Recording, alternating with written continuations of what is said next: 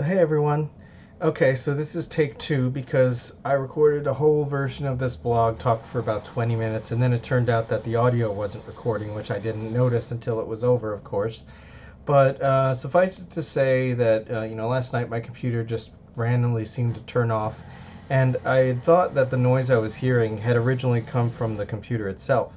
But I'm now starting to realize that it might have come from the APC or the auxiliary power unit, however the initials go, underneath the computer, which is designed to provide power in case of power loss for the house, so that it would give me time to do a proper shutdown, and that I wouldn't lose whatever I was working on. Well, I didn't realize that that was where the sound was coming from until last night. So, that being said, I'm not entirely sure if the problem was a one-time instance, if it's something that might happen again, or if it was possibly due to a failure in the battery or something else. But anyway, there was something that said like a fault. There was a red light on. When I unplugged it and plugged it back in, it looked like it was fine, and I didn't have anything else to do with my computer last night, so I didn't turn it back on to find out. But that being said, I am planning on purchasing another battery for it, and I'll switch it out when it gets here, and I'll see how that works, and then I'll maybe switch it out every couple of years or every 3 years or whatever the recommended time is, because that was hopefully the problem. If necessary, I'll replace the entire unit, but I think that that was the issue. I don't know if it's a one-time thing or not. I apologize if I'm not super eloquent this time around, because I said all this 20 minutes ago, and it's like I'm trying to remember what I said, or at least touch on the same topics, because I'm trying to make it relevant as possible. But apologies if it's not. At least this time I did remember to turn off the air conditioner, which I forgot last time, so you have that. But in writing news, I am working on a short story that I think was in development hell for probably about 6 years. It's a story that I had originally taken a crack at, and I'd gotten stuck somewhere and just not finished it. And I think I've tried it again, and I think hopefully this time it's going better. I intend to finish it at least, and then take a look at it afterwards. I mean, part of the problem I think was that, at least at the time anyway, I didn't have a good software to map out my ideas, and I was all trying to like put them on a word sheet and just kind of line them up, and it never really worked super well. Now that I have this plotting software, it's a little easier to keep it compartmentalized and move things around, and not necessarily wipe the chalkboard clean every time I run into a problem. So but that being said, I a change was made in the main plot line, which I've been trying some stuff to see what sticks, and I'm getting some things that I like. So that being said, I'm kind of reworking this short story to try and make one of the supporting characters a little bit more relevant, because this character was input with the intention of having a major plot line in the third book, but as planning ahead sometimes results in backfires. This was kind of one of those cases where it's like, as they were, I wanted to introduce them in the second one, but there really wasn't. I don't necessarily. I think I was struggling with how they fit. As I was with some of the other elements as well. Even ones that weren't necessarily being planned for future installments. But that being said, so far I think it's going all right. I think I'm going to leave it the way that it is, and when I have the opportunity, I will probably be submitting it to the collective hive mind for potential beta reading. Um,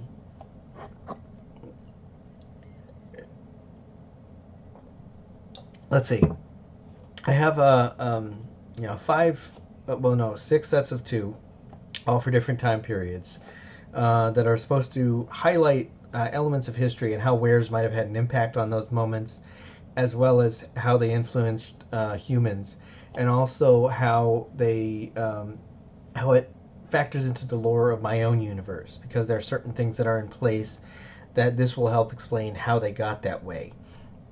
And among the different time periods that'll be explored is Wares in Ancient Egypt, Werecats in Salem, Massachusetts, Werebirds during the Black Plague, Unit of Werewolves in World War II, and Werewolf in the American West. And also 2 storylines that are designed to put at least 2 of our characters in their Blue Moon 2 starting positions. So, hopefully those will be fun as well. But it's also designed to kind of whet people's appetites for the second book, and also sort of indicate where the plot line's going to be going, and sort of at least, hopefully make up for the gross gap between 1 and 2, which originally in universe it's supposed to be 6 months apart, and of course in reality it's 6 years, and still counting, because I still don't have the plot nailed down yet, but at least I have some things that I know I want to try and do. And also it kind of occurs to me, especially the timeliness of now, it's like where the where situation is going to be very very analogous to the trans experience, so there's that too. uh, so there's going to be stuff like that in there. um, let's see, video news. Today, I had a plan. I started late. I was going to work on a vlog and signal video and a few other things. I don't know if I'll have time to do a signal video today, but I'll swing back around maybe and do it later. I was going to talk about some other stuff, but after having to talk for 20 minutes and then having to do it again, it just kind of fizzled a little bit of that out. But we'll see. It's like I'm probably not always going to do a signal video, but I'm going to try and talk about topics that matter to me. I'm going to try and hopefully make make through my videos a better world. We'll see. Just to put positive energy out there and just put some thoughts about how I feel about things, how I stand on certain issues, and things like that. Books I'm reading. I'm reading Open to Channel by Nana Visitor. I hit a section about discovery and about Sonequa Martin Green / Michael Burnham, and I want to talk about the fact that the section that I read where she talks about how Michelle Yeoh and her, both have opined on how every Trek from the Next Generation on has been given the dire news flash that they're ruining Trek. And I have to say that I've observed that as well, and I've been saying that for years. It's like every time there's a new Star Trek series, there's a portion of the fandom, articles that say, this is ruining Trek, that this is not what Trek is. And as as one of my friends Kaki often says, Trek, it can be anything. Trek is anything. And they're always changing, they're always evolving, they're always pushing the envelope.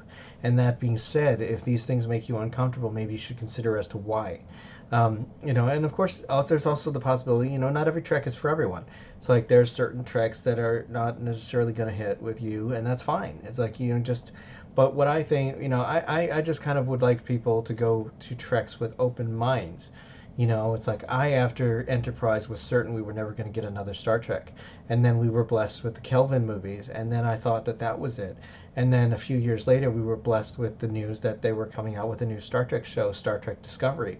And that just filled me with such joy, you have no idea.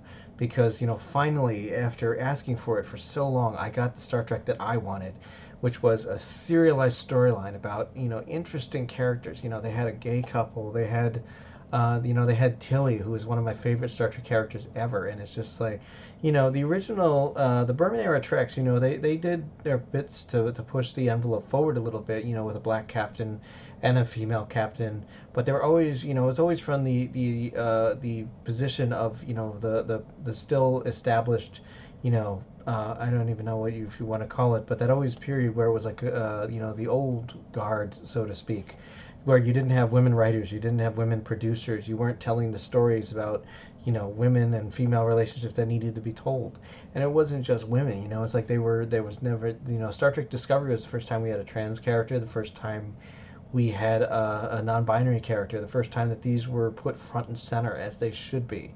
And, because I think that Rick Berman was always afraid to push the envelope in that direction. Perhaps it was prejudice. Perhaps it was just that I don't know.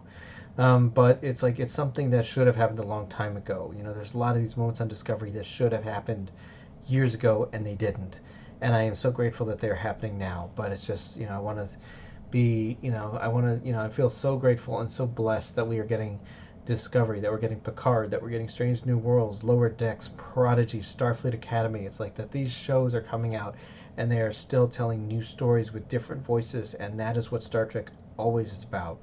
So, it's like, when you come with a new Star Trek, let go of expectations and just let your new Trek be what it is. And that's really all we ask. That's really all I ask. It's like, I know when Enterprise first came out, I wasn't a huge fan. I didn't hate it. It's like, I like the theme song. I still like the theme song. And, it's like, I would defend the theme song as having been a bold new experiment. and it's like it really fits the series. I mean, it's like when I listen to that song, it's like it always makes me think Enterprise. And it's just one of those things that it's just like it was. Enterprise was like a series about the bold new frontier. And one of those things I think people judge Enterprise unfairly for, and it's like, think about Enterprise. It's like, this is literally the first ship. There's no Federation, there's no Starfleet, there's no network out there to catch you if you fall. So it's like in this, Archer and Janeway had a very similar experience in that they had to make decisions. They had to be a leader without a safety net, without somebody to fall back on. And so while Janeway and Archer had to make some tough decisions, some of which people may judge either one of them for, it's like, remember that it's like it's a lot different when you have a system behind you versus when you don't. And it's an experience that I think a lot of minorities have felt, that a lot of people have experienced, marginalized communities. It's like you have to be so much stronger if you are just by yourself, an independent voice. And it's like I give Enterprise a lot of credit, especially now. It's like when I watch it again in a modern lens, especially after met some of the actors, it's my impression of it has gotten much better. And it's like it's one of those things that I also have. There's so many series that I watch nowadays that I stopped watching partly through its run the first time, or that it just didn't click with me the first time. And then when I would watch it again, or watch the rest of the series and see it as a whole, I would see what a beautiful masterpiece it was. It's like 12 Monkeys, Lost in Space. Like, these are, House MD. These are all series that I didn't finish the first time. But when I started watching the rest of it, or tried to watch it again, it was just like, oh my God, this is an amazing series. And it really has all of these moments that I want to try and capture in some way in my own work. Not to say that I'm looking to lift DNA, but just, these things that I want to do, these things that I want to make people feel and think and experience, and just, all of these things. So, be open to that. And, I have lost track of it. Oh, yes. I'm started reading Reborn by Jay Coates. My apologies that I don't have anything constructive to say about it right now, but I just read the introduction. I did not have time to read anything yet, but I will probably read the first chapter tomorrow, so you'll have some opinions from me in 2 weeks when I've had a chance to read a chapter or two and give my first impressions. I'm reading Meeting Dominique by Royce Day, his latest book, which I was a Kickstarter supporter for, full disclosure. But, of course, you all know I'm a pretty big Royce fan. As far as reading this particular book, it's like I'm still trying to narrow in how I feel about it, because it's like I'm enjoying it. Royce does a good job of exposing people to different things, kinks and stuff that I think, the vanilla crowd might not necessarily have a good way to explore. And I think that it's doing a good job of that. Now, I don't necessarily know if I would say, I mean, Royce, I don't know, has really, if I'd say Royce has done, Royce doesn't do like what I do, which is like big action and, character slash plot driven, epics. A lot of his characters, a lot of his stories are character driven, but they're kind of like more intimate portraits, and there's nothing wrong, that's really good. He's really good at what he does, but this one, it's like I'm 6 chapters in, and I'm still trying to find my footing, so to speak. It's like I'm but I'm trying to take it as it is and enjoying it, and I'm just kind of letting it just take me where it wants me to go. So we'll see how it ends up when I get to that point. But that being said, as far as video games, it's like I'm right now trying to concentrate on beating Trails of Cold Steel 4.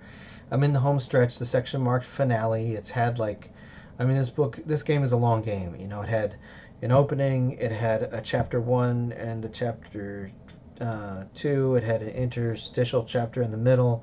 It had 3 and 4. I think it had it has a finale chapter. It has a chapter called Eventide, which is just like everything before the last battle. It's had a whole bunch of different sections, and this is like a hell of a story.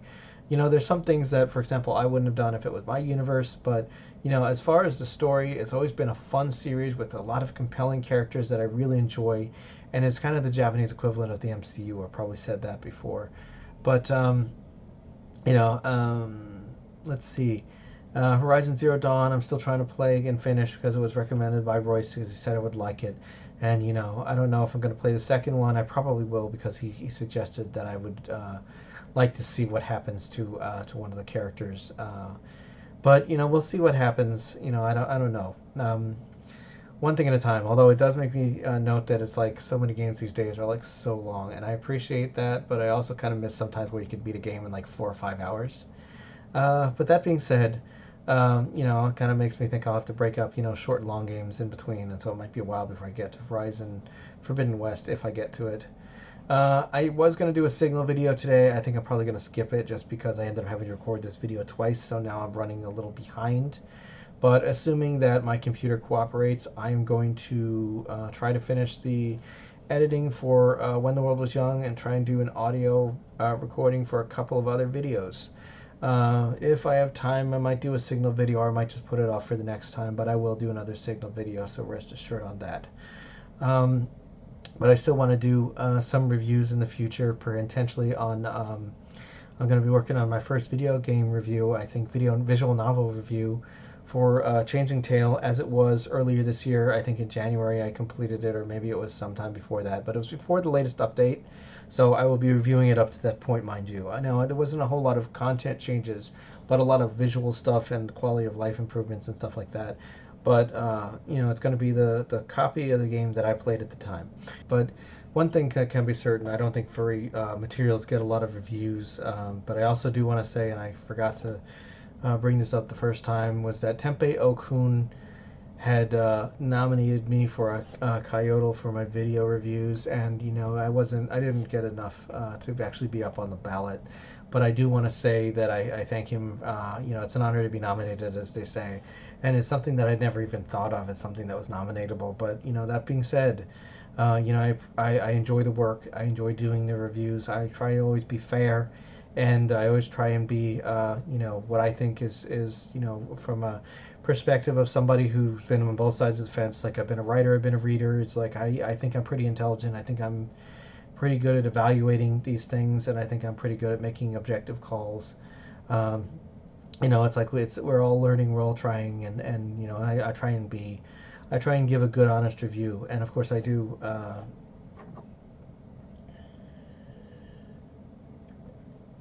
I do cherry pick what I read. It's like I always pick things that I think are going to be meaningful to me, that I think are going to be good experiences.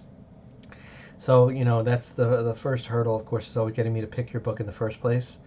I finished Tiberius Rings Come to Dust. I do want to say that Tiberius impressed me enough that I will be reading books 2 and 3 of the trilogy, so, congratulations there.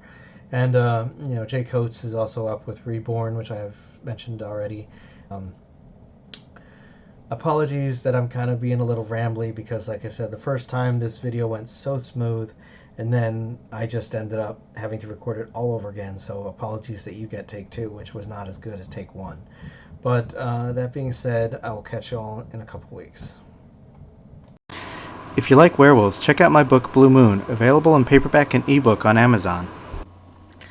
Thanks for watching. If you liked it, click the subscribe button and leave a comment below. Meow.